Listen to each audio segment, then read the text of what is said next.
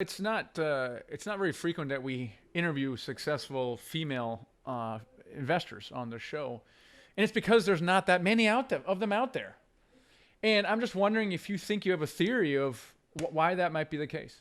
I think we don't give ourselves enough credit, to be honest. Like I said, all my life when I was married, and I was married for 16 years, I gave my husband so much deference because he was an engineer, he was an MBA. It's like, oh yeah, you know everything.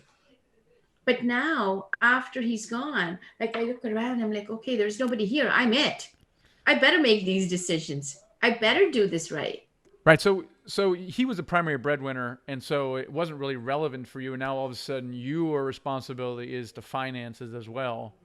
And in our U.S. culture, I think the majority of breadwinners are male, which right, and so it falls on their shoulders to find the money.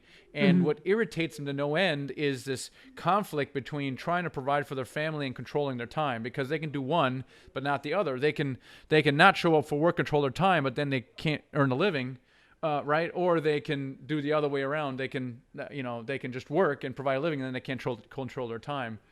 I think that's my theory, and the other theory I think is that there's not a lot of role models in women as well, and this is why I was really great to talk to you about this, because you are now going to serve as a role model for other women who are now inspired by what you have done. And what needs to happen, do you think, to have more women in real estate? I think the first thing would be, I mean, we have to believe in ourselves. That's the must, must thing. And I think the second thing is, why do you want to do it? Like for me, now the kids are grown. They don't need me. Seriously. They're like, if I don't see them or if they don't see me every 3 months or something, it's fine. I want to travel. I really, and then the third thing I've done also is the course, as I was talking about. But the major thing is, I think it really starts with you. And I think as soon as we start giving ourselves credit, we can go a lot further than we are at. Because I think many times, like even when I was married, it's like I'm looking for validation. I don't need validation now. It's the same me. It was still the same me back then as well. But now I feel like, yes, this is it. I have to make this decision. Now back to this cottage experience. When your kids said, we're brown, like that's funny. Right, and so I mean, talked about, because you're obviously a female and you're a minority. I mean, what was that a challenge for you to kind of get into the game? Talk a little bit about that, or maybe it was a non-issue. You know what? It was an issue because number one, like I said, well, I am brown, yes, like as my kids so blatantly said, but I think it was more about me joining up with somebody who had the experience. So I wasn't really looking to say, oh my God, I'm going to go buy this cottage property. No, the purpose I got out of that, even though nothing was intentional in the sense, but when you go there, when you go and meet 15 people every week, there is that trust factor that gets built as well, right? And then the cottage property, I did joint venture with the lady who hosted the club. I also met people there that I've done other joint ventures with. I bought a duplex with a lady there. I had met at the same club. We still own it.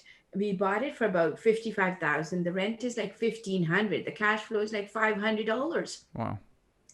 right? So all of these things, it's when you go to these networking events, you're not going there to look pretty. You're going there, number one, to be seen, because now if somebody sees you at that event every single time, they know you're trustworthy and they're going to come speak to you as well. So that's one thing. I have also gotten hard money lenders out of that. And again, I didn't know at the time they're called hard money lenders. Oh, hey, you have money. I want to buy this property. I'm getting it below market value. And I knew in my head, if I go to the bank, they're only going to give me 80% of the purchase price, right? So I'm thinking, wait, if I'm getting it cheaper, why don't I buy it and I then go to the bank? And like I said, I had no clue what I was doing. But now, having done this for 12 years, now I know, oh, okay, that's hard money lending. Oh, okay, that's what I did. So you're like a kind of a master wizard at putting together these deals, right? Like so you found like the different components that make a deal, and you have, it looks like different, different lenders, different. resources, for money. How does somebody get started even down that path? Like, where do they even start to get to, and you said, you learned it, you picked it up along the way, but I could just, if I don't know anything about the game and I'm like, where do I even start to put and piece these things together? What advice do you give people on that? Well, the first thing I always say is the reason we're afraid is because we don't have enough knowledge about something. So, if, for instance, you're interested in buying real estate, how about just start with Google or YouTube? Okay. Now, next question for me would have been like, okay, I don't have too much money. How to buy real estate with no money? That's, again, I'm giving that advice today. I didn't know any of that back then. And I have also, because I've been doing this for 12 years now, what I've also done is I've put all of my knowledge, because I know all the stuff I went through. I've actually put a course together, and it's an online course. It's called the No Money Down Academy, because I have lived everything that I've put in the course. So you can also join some of those courses. As I said, like, there's a lot of free resources as well on YouTube, on, anything. And for me, I actually feel the best education is also when you go to these networking events, because you're looking at other people, you're sharing in their success, and you have this opportunity to ask them questions. Remember what I said. What is my why? My why is to bring more money into my house.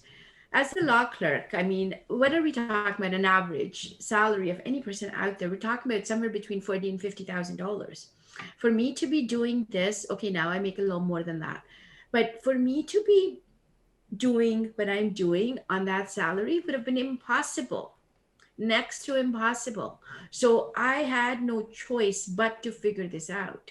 So same thing, like, if I've got my kids going into med school, I know how much it's going to cost me. It doesn't matter how I do it. I have to do this. Yeah. Okay, but why was this such a strong why for you, right? Because there's plenty of people who don't go to law school and med school and turn out fine. Like, why were you? It almost seems like you were maniacal about this. Was a very important thing to you. Why was that so important that it just kept you going day after day, week after week? What was it about that goal that was so important to you? I think it's because I never went to university. I think it was just my own personal insecurity that was like, what? I've never gone to university. All my life, I've lived with this thing. Because I haven't gone to university, I'm not smart. So it was just a personal mission that, okay, you know what? My husband, bless you, you walked away. I can do this on my own. So I think it just became like, I wanted to do it. Do not make your life miserable, trying to make his life miserable. And to this day, I follow that. It's been 22 years. I have never spoken ill will over that man. If anything, I'm just grateful for him leaving me, because that brought me on my soul journey, not just, SOUL, but also my soul to soul journey. So I'm grateful for the 3 kids, because I think if I didn't have the children, I probably would have gone cuckoo. In addition to that, my kids, they have done so well. As a matter of fact, my youngest one just bought a house. He lives in Seattle. He works at Amazon. He just bought a house, and he sent me a beautiful message. I don't have my phone on me. And he said, Mom, thank you for showing us cash flow so early in my life. He goes, I'm looking at buying another house next month.